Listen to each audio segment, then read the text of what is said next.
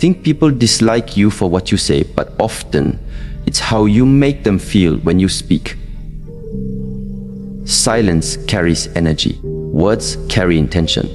And sometimes it's not your truth that pushes people away.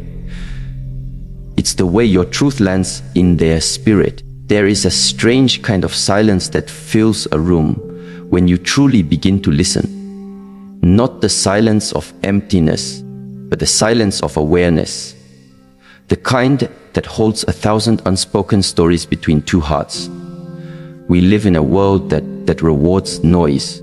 A world where people speak faster, louder, and longer, mistaking volume for wisdom. But connection has nothing to do with how much you say. It begins in the space between words, in that subtle stillness where you allow another soul to unfold without interruption.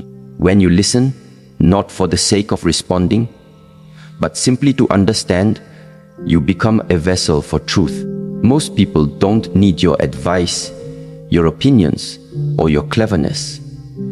They just need to feel that for a moment they are seen without judgment, that someone has heard the trembling in their voice and still chooses to stay. When you offer that kind of listening, you do more than comfort a person. You give them permission to exist fully. And in that space, healing begins to happen quietly, like dawn breaking through the dark. But we forget this often. We rush to speak because silence makes us uncomfortable. We jump in because we fear being forgotten in the pause. And yet, that very impulse, that need to fill the air, is what keeps our hearts from truly meeting. To listen deeply requires humility. It asks you to surrender the need to be right, to release the desire to be the center of attention, to step back and make space for another person's soul to breathe.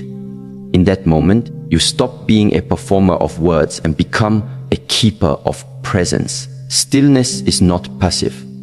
It's not weakness. It's a quiet power that speaks through your calm. And the people can feel it. They can sense when your attention is pure, when you're not rehearsing what to say next, but allowing them to unfold at their own pace. That kind of listening is magnetic. It draws people in because it feels rare, like oxygen in a world of constant noise. You become the person others seek, not because you speak beautifully, but because your silence feels safe.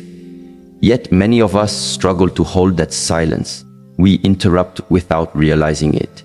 We cut people off mid-thought, eager to prove that we understand, that we've experienced something similar, that we too have a story. But interruption, even when innocent, is the language of impatience. It sends a quiet message that what you have to say matters more. And in that instant, connection fractures. The person who was opening their heart slowly begins to close it again, like a flower retreating at night. There's an art to letting someone finish their thought. It's not about simply waiting for them to stop talking. It's about sensing when their truth has landed. Sometimes that means sitting in a few seconds of silence after they finish. Those few seconds, that pause, is where trust lives. It tells the other person, I'm here and I'm still listening. It tells them that you are not in a hurry to move on from their story because you value what they have shared. To interrupt less, you must first learn to quiet your inner noise. You must slow the constant dialogue happening inside your own mind, because most interruptions come not from arrogance, but from anxiety. The fear of not being heard, the fear of being irrelevant. When you heal that fear, you begin to listen with grace. You begin to realize that true communication is not a race to speak first, but a willingness to wait last. The most beautiful conversations are not fast, paced exchanges of ideas. They are slow rivers of energy, flowing gently between two souls. When you stop interrupting, when you allow that natural flow to continue, something sacred happens. The rhythm of speech and silence begins to align, and a sense of peace fills the space. You stop hearing only the words. You start hearing the emotion beneath them. You notice the tremor in a person's tone, the unspoken ache behind their laughter, the hesitation in their breath before they confess something vulnerable. That kind of awareness cannot exist in haste. It blooms only when the ego is quiet. And when you bring that level of presence into your conversations, people will begin to feel it. They may not know what it is exactly, but they'll feel calmer around you, safer, seen, because you've become a mirror that doesn't distort, only reflects. And perhaps that's where true connection begins. Not in the exchange of information, but in the quiet recognition of shared humanity, in that space where words fall away and only understanding remains. But too often, we break that stillness by trying to dominate, to take over the flow, to make the moment ours. We turn the dance of conversation into a solo performance and then wonder why others slowly drift away. To dominate a conversation is to forget that dialogue is sacred. It's not about proving your intelligence, your experiences, or your worth. It's about creating a moment of truth between two worlds. Every time you speak, you either invite someone closer or push them away. When your words constantly orbit around yourself, you leave no room for anyone else's story to breathe. And eventually, they stop offering it. You see, the heart closes quietly, not with anger, but with fatigue. People don't always confront you when you talk too much about yourself. They simply withdraw. They smile less. They share less. They stop meeting your gaze. Because the unspoken truth is this: people don't stay where they feel unseen. Humility in conversation is not about speaking less. It's about speaking from balance. It's knowing when to share and when to receive, when to lead the rhythm and when to dance to someone else's beat. Every soul you meet has its own tempo, its own melody of expression. And when you learn to listen deeply, to let others speak freely, to give them that sacred pause before you respond, you begin to hear the hidden symphony of human connection. That's where wisdom lives, not in perfect sentences, but in shared silence. That's where intimacy grows, not in long speeches, but in genuine curiosity. And that's where respect is born, not in demanding to be heard, but in offering the gift of attention. When you master art of listening, the need to dominate, interrupt, or prove yourself dissolves naturally, because you realize something profound. Connection isn't about being right, it's about being real.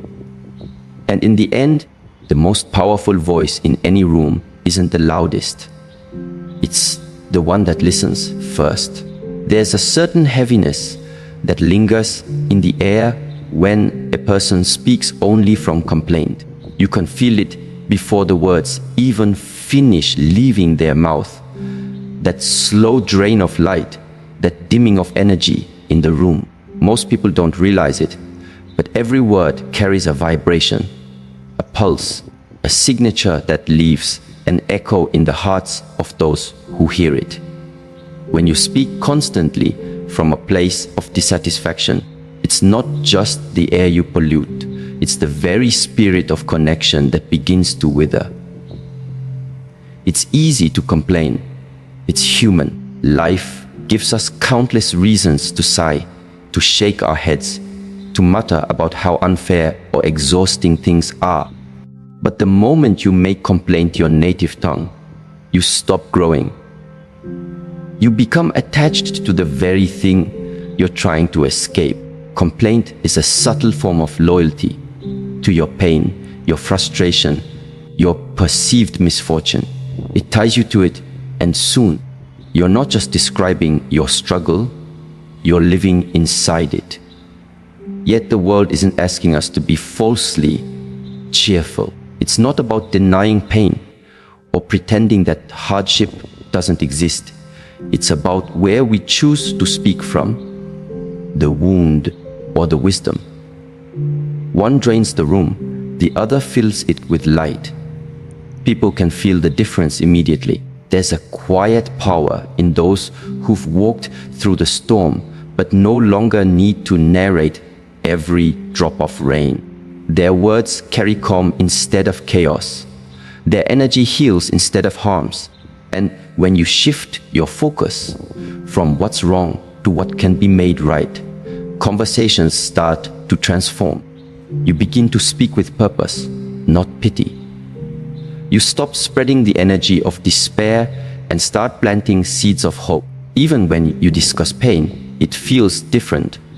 It feels like truth wrapped in faith, not complaint coated in fear. And people are drawn to that because everyone is looking for someone who doesn't just describe darkness, but remembers where the light switch is.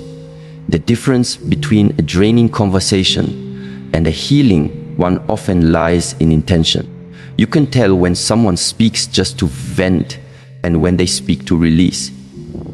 One recycles the same misery, the other opens a path toward peace. And maybe that's where the heart learns to be wiser, to use its words, not as weapons of frustration, but as instruments of alignment. But sometimes, even with the best intentions, we fall into another subtle trap: the need to fix everything and everyone. We see someone hurting and instantly reach for solutions. We want to be helpful, to make it better, to say the right thing that will make the pain go away. But what if the soul doesn't need a solution? What if it just needs space to feel? Not every story is waiting for your advice. Not every confession is a question. Sometimes people speak simply because silence has grown too heavy inside them and they need to let it out. The most sacred gift you can offer in that moment isn't your wisdom. It's your presence. The stillness of your attention becomes their sanctuary. In that stillness, their emotions find permission to exist. When you rush to advise, you unknowingly rob someone of their process. You interrupt a sacred unfolding. Because within pain, there's already a hidden teacher. Every struggle carries its own answers. But those answers only emerge when the person is allowed to sit fully inside the experience. Advice too early is like plucking a flower before it's ready to bloom. It might look helpful, but it kills what was still growing. So instead of fixing, try holding. Instead of speaking, try witnessing. Let someone's pain breathe without rushing to rescue them from it. When you do that, something miraculous happens. Your silence becomes medicine. You remind the other person that they are capable of surviving what they're feeling. You remind them of their own strength. That is far more powerful than any advice could ever be. Still, the ego loves to feel useful. It loves to be the one with answers. But connection doesn't always need cleverness. It needs compassion. Sometimes the truest wisdom is saying, I don't know what to say right now, but I'm here. Because presence itself has a language, a vibration that speaks straight to the soul. But presence requires awareness. It asks you to be sensitive to how your words land. And nowhere is that more evident than in the way we use humor. There's a fine line between laughter that uplifts and laughter that wounds. Some people hide cruelty inside jokes, thinking it makes the truth easier to swallow. But sarcasm, when overused, is a shield. It keeps you from being seen, and it keeps others from feeling safe around you. Mocking and teasing may seem playful, but energy doesn't lie. Beneath every word is an intention, And when that intention comes from judgment or hidden resentment, people feel it in their spirit, even if they laugh on the surface. Humor that belittles another is not connection. It's distance disguised as amusement. There's a softness in humor that heals. The kind that invites laughter without leaving scars. It's the kind of humor that says, we're human together, not I'm above you. The highest form of wit is kindness. To be able to laugh without cruelty. To make others smile without diminishing them. That's the mark of an evolved soul. Sometimes we use sarcasm as armor because sincerity feels too raw. We joke to deflect pain. We tease to hide affection. But over time, people stop hearing the joke and start feeling the chill beneath it. If every compliment carries a hidden jab, every moment of laughter becomes tinged with unease. Eventually, people stop opening up. Not because they dislike you, but because they don't feel safe being real around you. Words, once spoken, cannot be unsaid. They imprint themselves in the emotional body of others. So before you speak in jest, pause and ask yourself, is my humor a bridge or a blade? Does it invite closeness or cut connection? True confidence doesn't need to wound others to feel powerful. It doesn't hide behind irony to avoid vulnerability. It allows itself to be genuine. And in that genuineness, it becomes magnetic when you begin to speak from compassion rather than complaint, from presence rather than pressure, and from kindness rather than cleverness. Something profound begins to change, not just in your conversations, but in your very energy. People start to feel lighter around you. They begin to trust you with their truth. Your words, once ordinary, start to carry calm. Your silence begins to comfort. And that's when you realize communication is not about the exchange of words. It's about the exchange of hearts. Every sentence, every pause, every bit of laughter carries energy. You can either add weight to the world or you can lift it. You can be the reason people guard their hearts or the reason they remember it's safe to open them again. There is a kind of loneliness that lives in conversations where one person is always talking about themselves. You can sense it, that invisible wall that rises when a person's words never reach beyond the borders of their own experience. They might not mean harm. They may simply crave to be understood, to be seen, to be validated in a world that so often overlooks them. Yet, when every dialogue becomes a mirror reflecting only one face, others slowly begin to disappear from the frame. You can hear it in the rhythm of their speech. I, as if their whole being is trapped in the echo of self. It's not wrong to share your story. In fact, there is beauty in it when it's shared from a place of awareness. But when your story becomes a stage you never leave, people grow tired of watching the same performance. They long for a moment when the spotlight shifts, when curiosity replaces control, and you ask, what about you? Because conversation is not meant to be a monologue, it's a meeting of inner worlds. And when you stop asking questions, you stop discovering people. The human heart hungers to be known, not just in theory, but in feeling. We all carry invisible landscapes within us, filled with memories, fears, and quiet dreams. But you can only enter those landscapes through the doorway of listening. And it's there that connection begins to blossom. Not in how eloquently you speak, but in how deeply you care to understand. When your words are balanced with questions, your presence becomes spacious. People feel free around you, as if your attention gives them permission to exhale. That's the secret of genuine communication. It's not about performing your worth. but recognizing the worth of another. You begin to realize that true connection asks for humility, the willingness to step aside from your own narrative and enter someone else's. It's in those moments that you discover the sacred symmetry of human experience. That behind every story is a longing not so different from your own. And when you stop speaking only to be heard and start speaking to connect, you begin to dissolve the illusion of separation. But many never learn this balance. They speak to fill a void inside them, unaware that the more they fill the air, the emptier they feel. Silence frightens them because silence forces self-confrontation. And so, they talk endlessly, restlessly, not realizing that true connection doesn't happen through sound, but through stillness. When you finally make peace with silence, something shifts within you. You stop needing to prove yourself. You stop needing every word to impress. You discover that peace speaks louder than performance. And from that peace, your conversations begin to soften. They become gentler, more present, more alive.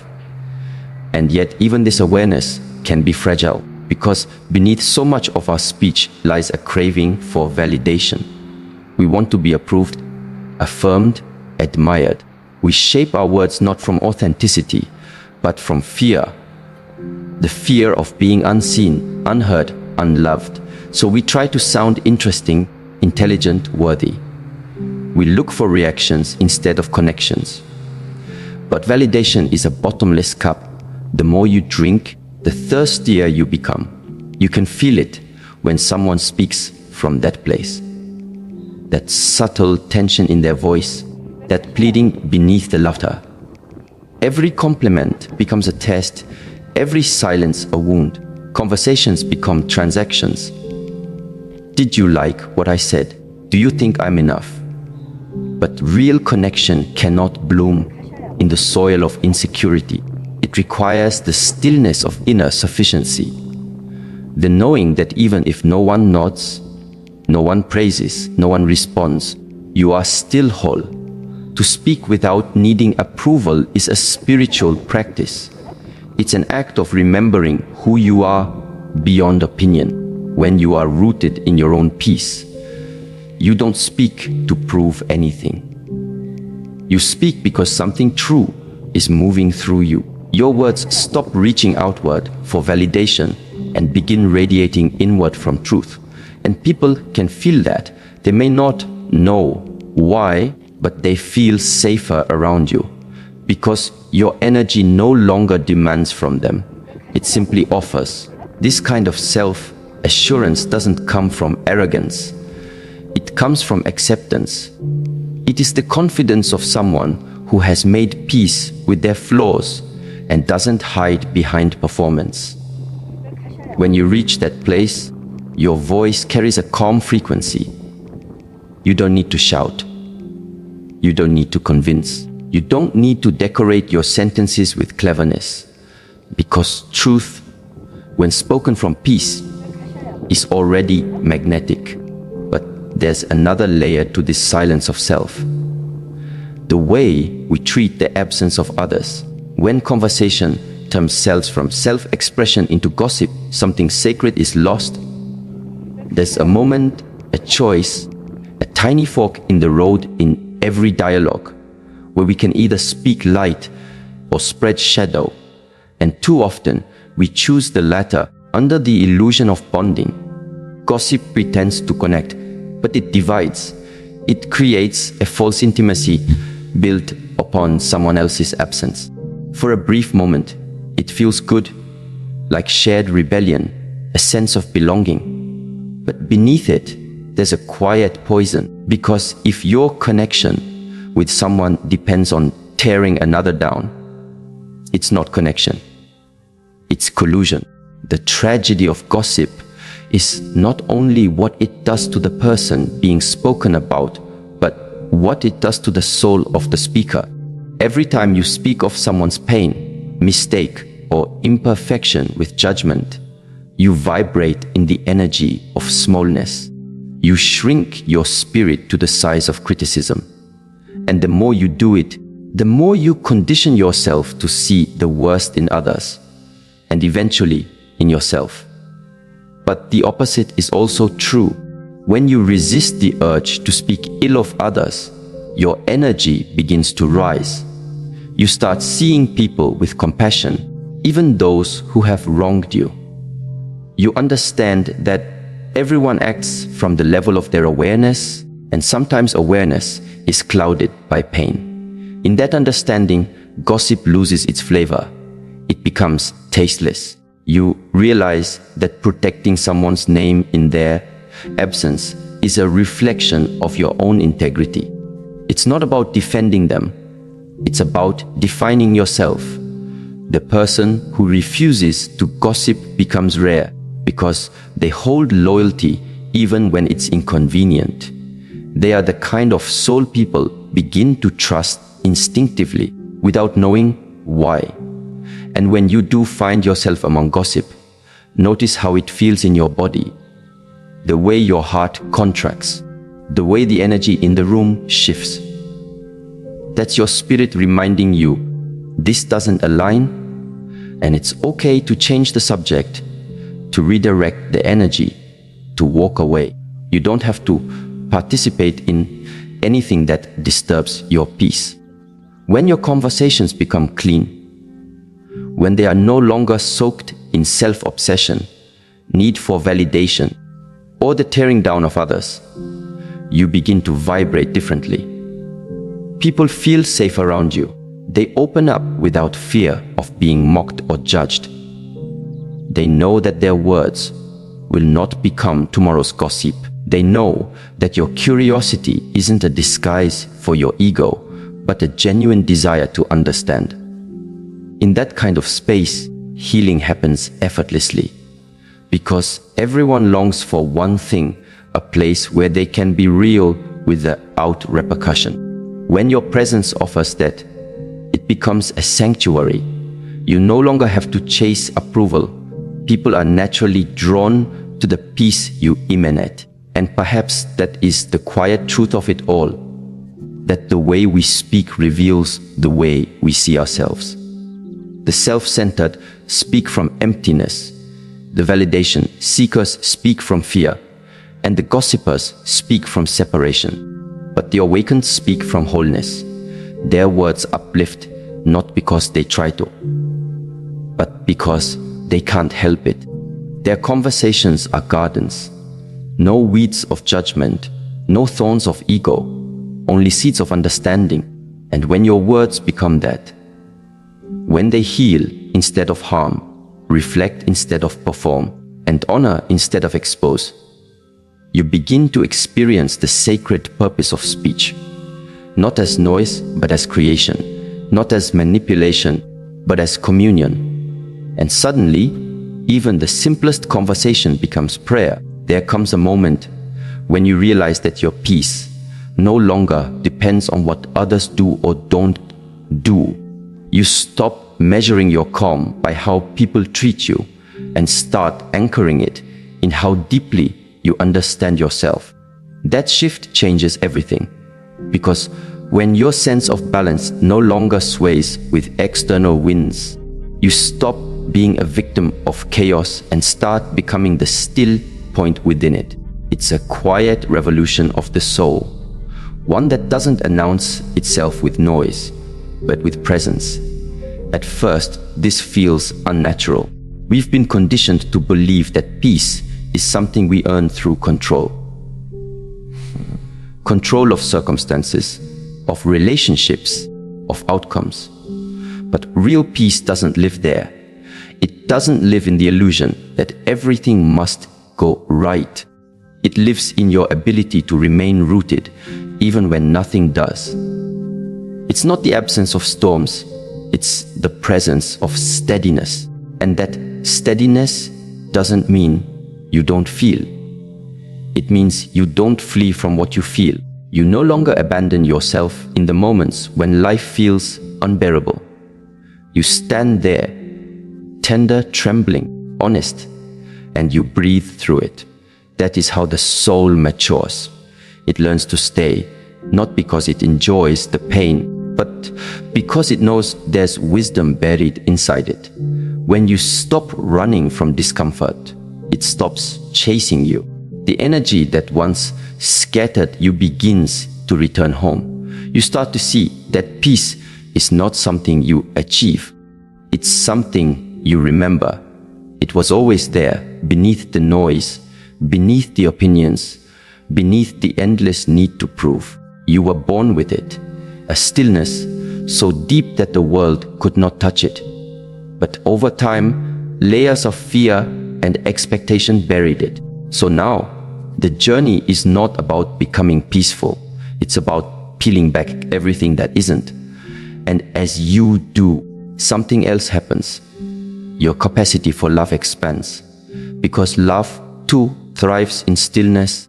When your heart is no longer bound by agitation or need, it opens in ways it never could before. You start loving people for who they are, not for what they give. You stop using affection as currency and start seeing it as a reflection of your own wholeness. Love, in its truest form, is not about possession. It's about recognition. Recognizing yourself in another and honoring that connection with freedom. But freedom requires courage. To love freely means to let go of attachment to outcomes. It means understanding that love's purpose isn't always to stay, sometimes it's to awaken. Some souls come to teach you tenderness, others to teach you strength. Some come to help you remember, others to help you release.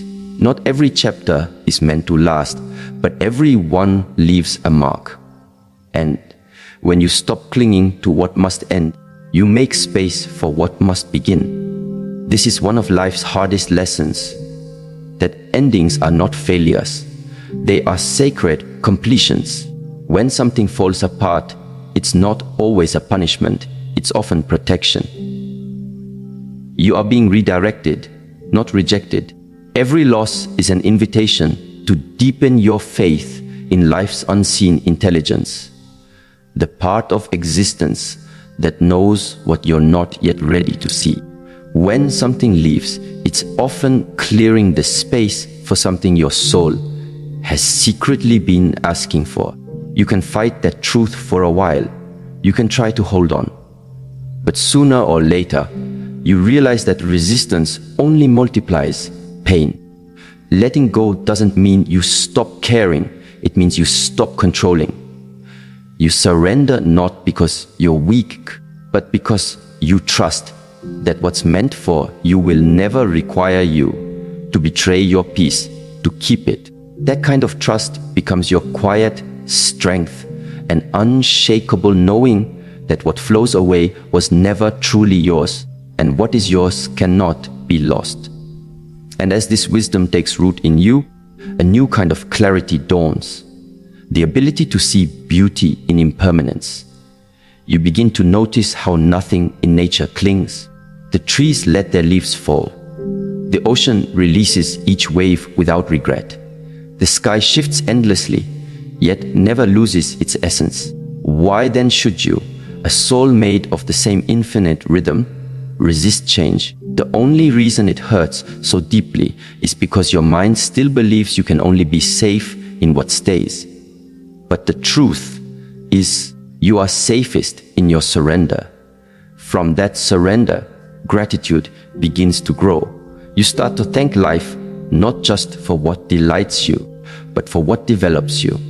Every closed door, every unanswered prayer, every heartbreak becomes part of your sacred education. Gratitude no longer depends on gain. It flows from understanding. You realize that nothing was wasted. Even the moments that broke you were preparing you for deeper presence. The soul does not evolve through comfort. It evolves through awakening. And sometimes awakening hurts. But the pain that once felt like punishment begins to feel like purification. You start to notice how every trial softened something hard in you. It made you gentler, wiser, more aware. The old version of you, the one that needed validation, control, or certainty, starts to dissolve. And what's left behind is something pure, a heart that trusts its own timing, a spirit that no longer panics when plans shift, a mind that no longer fears the unknown. You no longer seek to predict the future. You prepare your presence for it. And in that space of deep acceptance, you discover the quiet joy of simply being, the kind that doesn't depend on excitement or achievement. It's the joy that comes from breathing without anxiety, from waking up without expectation, from realizing that the miracle is not in what you accomplish, but in the fact that you are here, aware, alive, capable of love. That kind of joy is not loud. It doesn't need to be. It hums softly beneath everything, like a steady heartbeat of the universe reminding you that even in silence, life is singing. When you live from that awareness, even the simplest things, the warmth of sunlight, the sound of rain, the softness of your own breath, begin to feel sacred. You stop rushing through your days and start inhabiting them. And slowly, you come to understand that this quiet aliveness is the true meaning of abundance. It's not in having more, but in needing less.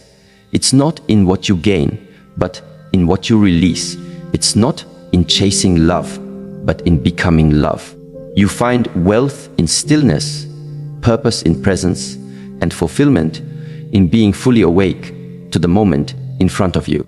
So you stop searching for peace as though it's somewhere else. You stop waiting for the perfect condition, the perfect person, the perfect timing. You realize it was never about finding peace. It was about remembering that you are it. The storms outside may continue, but within you, the sky has cleared. And as you move through the world with that awareness, you no longer speak from fear. You speak from freedom. You no longer react. You respond. You no longer chase what's gone. You bless it and let it flow. And that is the ultimate transformation. Not that life becomes easier, but that you become deeper. You begin to move through it like water, soft yet unstoppable, flowing with trust, with grace, with the quiet knowing that nothing is ever truly lost, only transformed. There is a sacred turning point in every soul's journey. The moment you stop fighting what life has already decided to teach you. For so long, we resist. We argue with fate, plead with timing, and cling to the illusion that we know better than life itself. But somewhere along the path, often after exhaustion has humbled the ego, a deeper knowing rises. You begin to see that everything you resisted was never meant to harm you. It was meant to shape you. The unanswered prayers, the broken expectations, the delays that felt like denials, all of them were quietly rearranging the furniture of your soul to prepare room for something far greater than your understanding. That realization doesn't come with loud revelation. It comes with a quiet surrender. You start breathing differently. You stop demanding explanations from the universe and start trusting its rhythm. It's not passive acceptance. It's active peace, the kind that doesn't numb you, but awakens you. Because when you stop controlling, you start noticing. You notice the way life has always carried you, even when you thought you were falling. You notice how each ending, though painful, created space for a more authentic beginning. You start to see that divine timing was never late. It was simply teaching you patience through pause. And that pause, that sacred in between, becomes your teacher. It's in those spaces between what was and what's yet to be that your faith grows roots. You learn to find stillness not as an absence of movement, but as the birthplace of transformation. Like the soil that holds the seed in darkness before it breaks open, your waiting is not wasted. Something unseen is forming in silence, and when it finally blooms, you realize it was never about waiting for the right moment. It was about becoming the person who could receive it. But this kind of surrender requires honesty. The kind of honesty that strips away every pretense, every mask, every story you told yourself to survive. You can't awaken while still pretending. You must face your fears, not with judgment, but with curiosity. Ask them what they're trying to protect. Ask them what part of you still doesn't trust life enough to let go. This is not about perfection. It's about awareness. The moment you name what hides within you, its power begins to dissolve. Healing starts the moment truth enters the room. And that truth often whispers before it roars. It arrives in subtle ways. In your fatigue with pretending, in your yearning for depth, in the tears you can't explain, it's the soul saying, it's time. Time to stop performing for acceptance. Time to stop shrinking for love. Time to remember who you were before the world taught you fear. When you finally listen to that voice, you begin to rise, not above life, but into it, fully, fearlessly, authentically. As you rise, something profound shifts in how you relate to others. You stop seeking validation because you finally understand that approval was never the same as connection. You see how many of your relationships were built not from love, but from fear. Fear of being alone, fear of rejection, fear of not being enough. You begin to honor the difference between being needed and being valued. True love doesn't need to bind you, it frees you. It doesn't silence you to maintain peace. It invites your truth to deepen it. And this is where maturity begins, when you realize that love is not about possession, but about presence. You no longer hold people hostage to your expectations. You love them in their becoming, even if their becoming leads them away from you. You release the need to fix, to change, to convince. You start giving love without the silent demand for it to return in the same form, because real love is not an exchange, it's an overflow. It comes from the abundance of a heart that has learned to love itself first. That self-love is not vanity, it's spiritual responsibility. It means you no longer abandon yourself for acceptance. You no longer silence your truth to keep peace with others. You stop confusing humility with self-erasure. You learn that it's possible to be gentle and still firm, to be kind and still have boundaries. You begin to understand that protecting your energy is not selfish. It's sacred stewardship. Because what you give to yourself, you give to the world. You can't pour peace from an empty spirit. And as you start walking in that awareness, your energy changes and life responds. People sense it without you saying a word. The ones aligned with your truth will be drawn closer, and the ones who fed on your uncertainty will fall away. Don't mourn that. It's not rejection, it's alignment. You're simply vibrating at a new frequency. And not everyone can meet you there. Let them go with love. For every release creates room for renewal. Every departure prepares the path for deeper connection. This is how grace unfolds, not in the grand gestures, but in the quiet clarity that teaches you what belongs and what must leave. Grace doesn't always look gentle. Sometimes it looks like the door that closes. But the soul that trusts learns to bless both the opening and the closing, knowing that both are holy. You stop labeling experiences as good or bad. You simply recognize them as necessary. That shift in perception is liberation. With that liberation comes an unexpected gift, peace without explanation. You stop needing every outcome to make sense. You stop replaying what could have been. You start seeing beauty even in uncertainty. Because when you live from your center, not your circumstances, everything becomes a teacher. The rain no longer feels inconvenient, it feels cleansing. The silence no longer feels empty, it feels alive. Even your solitude stops feeling like absence. It becomes presence expanded. And this, perhaps, is the most sacred stage of the journey. The moment when you realize that peace and purpose are not separate. When you live with awareness, every act becomes an expression of meaning. Folding your clothes, cooking your meal, walking down the street, all of it becomes a meditation when done with presence.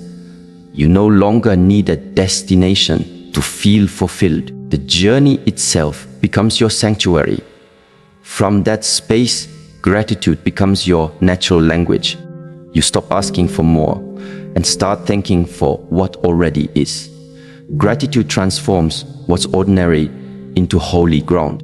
It shifts your focus from what's missing to what's miraculous. You begin to realize that every breath is evidence of grace. Every sunrise is a second chance. Every challenge is a doorway to depth. Gratitude doesn't change your circumstances, it changes your sight. And when your sight changes, so does your world. You start recognizing that everything and everyone is your mirror. The way people treat you teaches you about your boundaries. The way you react teaches you about your wounds. The way you forgive teaches you about your freedom. Life keeps whispering, not to punish you, but to polish you. Every encounter is a chance to return to yourself with more awareness, more compassion, more courage. So, when the next storm comes, and it will, don't rush to escape it. Let it move through you. Let it wash away what you no longer need. Trust that whatever remains afterward is what's real. You've outgrown the illusion that peace comes from avoidance. Now you know it comes from alignment with truth, with presence, with the quiet intelligence that breathes through all things. In that alignment, you become light, not the kind that blinds, but the kind that reveals. You no longer try to shine, you simply remove what dimmed you. You become transparent to life, allowing love to flow through you unblocked.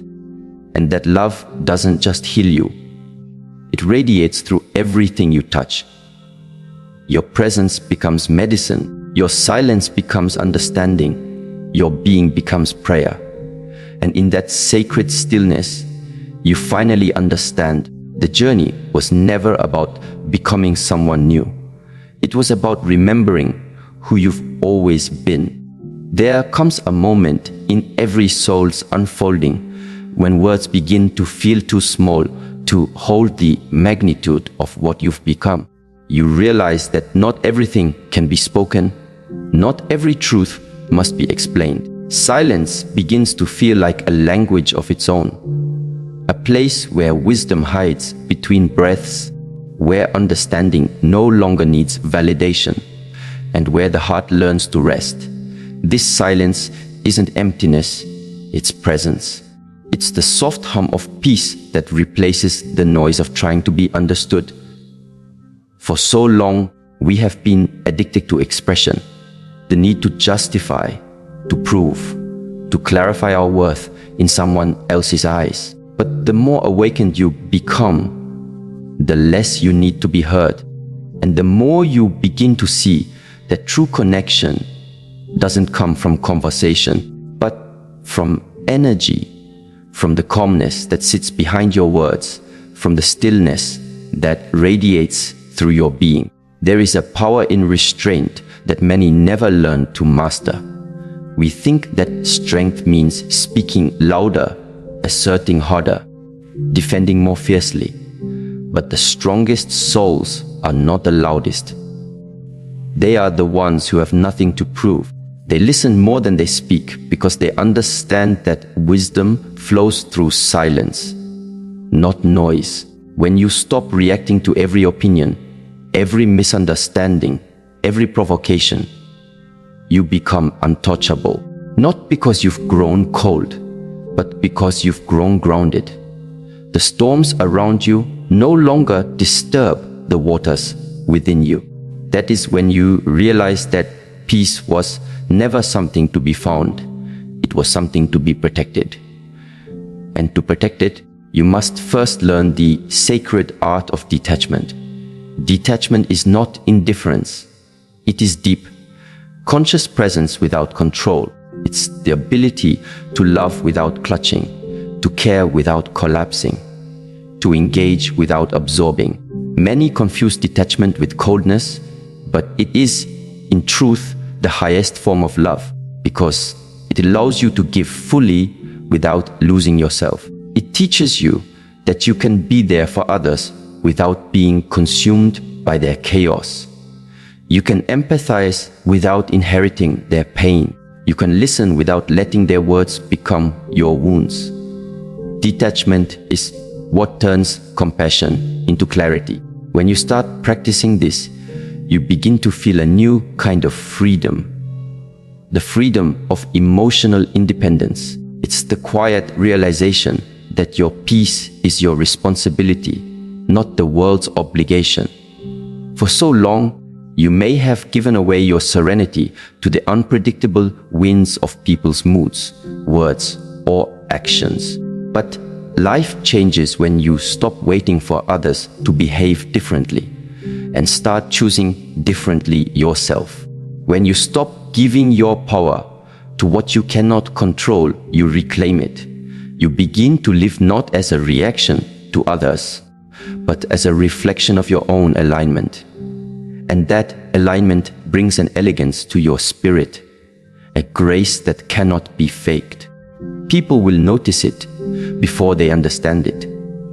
You will no longer need to chase respect because your energy commands it without words.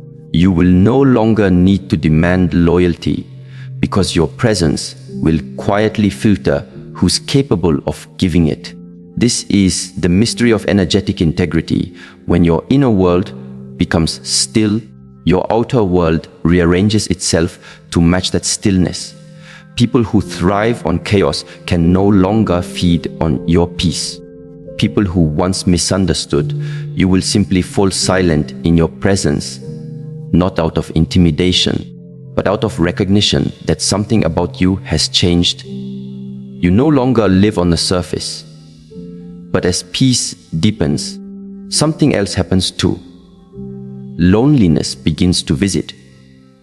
The kind of loneliness that doesn't come from being without people, but from realizing that very few can meet you in the depth you now inhabit. You look around and notice that shallow conversations feel like static.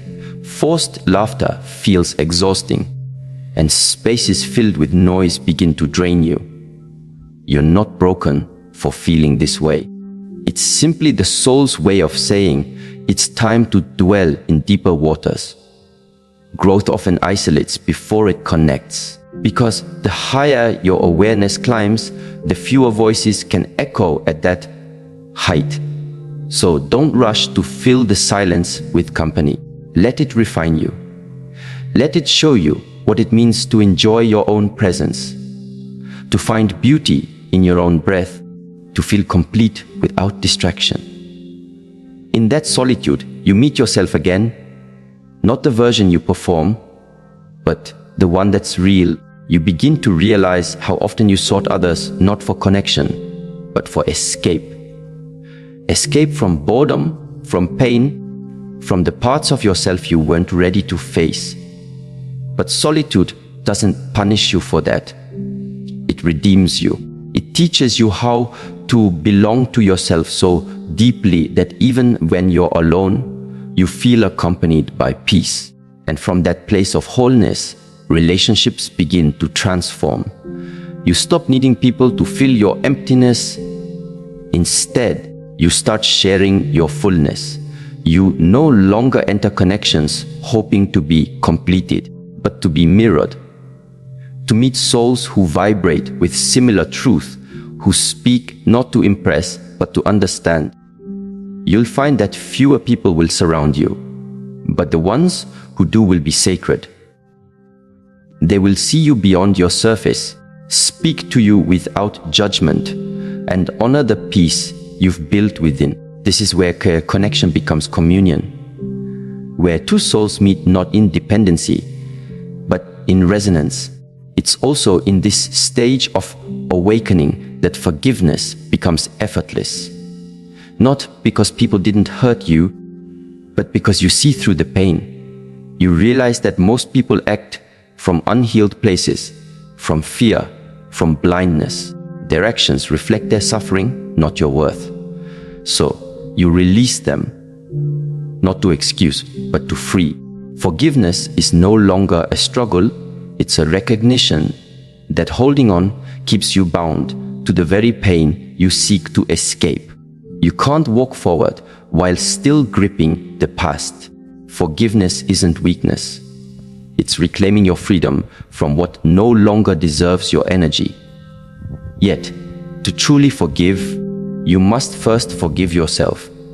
For the times you settled for less, for the times you silenced your intuition, for the ways you abandoned yourself in pursuit of love or approval. You forgive yourself not to forget, but to finally stop punishing your own humanity. You were learning. You were doing the best you could with the awareness you had. Self-forgiveness is not about erasing your past. It's about integrating it into wisdom.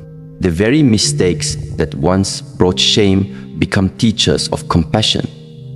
And from that compassion, humility is born.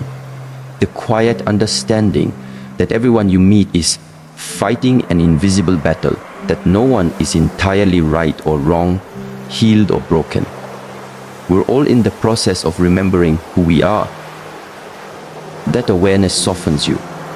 You stop judging others for their pace. Stop condemning yourself for yours. You begin to see that growth isn't linear, it's cyclical. You rise, you fall, you rise again. Every descent is preparing you for a higher ascent. As your awareness expands, you begin to see that life itself is a conversation. One between your soul and the divine intelligence that orchestrates everything. Every experience, pleasant or painful, is part of that dialogue. The universe speaks not through words, but through patterns, synchronicities, feelings. It whispers guidance in the moments you least expect. A sudden peace after surrender, a door closing before a new one opens, a stranger's words echoing exactly what your heart needed to hear. The more silent you become, the more clearly you begin to hear it. And this is the beauty of awakening. You no longer chase answers. You allow them to find you. You stop rushing life and begin to dance with it. You realize that everything unfolds in perfect timing, even when it doesn't align with your plans. The delays, the detours, the disappointments, all of them were appointments with higher purpose. You no longer live in resistance, but in rhythm, and in that rhythm you find peace. Not the peace of perfect circumstances, but the peace of perfect surrender. This peace doesn't mean life stops testing you. It means that when the tests come, you no longer lose yourself in them. You face uncertainty with faith, endings with grace, and pain with perspective. You understand that storms don't destroy the deeply rooted, they reveal them. And when the next storm passes, as it always does, you'll notice that you've changed again. Quieter, stronger, softer. That's the paradox of true strength. It's not rigid, it's fluid. It bends, it flows, it endures. In the end, what remains is simple yet profound awareness, peace, and love. The awareness that everything is connected. The peace that comes from living aligned with truth, and the love that flows when nothing blocks it. You stop searching for meaning and realize you are meaning. You stop waiting for light and realize you've become it. And in that moment, quiet, still, eternal, you understand that the goal was never to become more, but to remember that you already were. In the end, everything comes back to awareness. The awareness of how we show up, how we speak, how we make others feel in our presence. The words we choose, the tone we carry, the energy we bring into a room. All of it whispers the story of who we are becoming. We often think people remember what we said, but they rarely do. What they remember is how our presence made them feel, whether it felt safe or heavy, whether it brought peace or took it away. Every conversation becomes a reflection of the world we're building inside. When the inner world is calm, the outer one softens in response.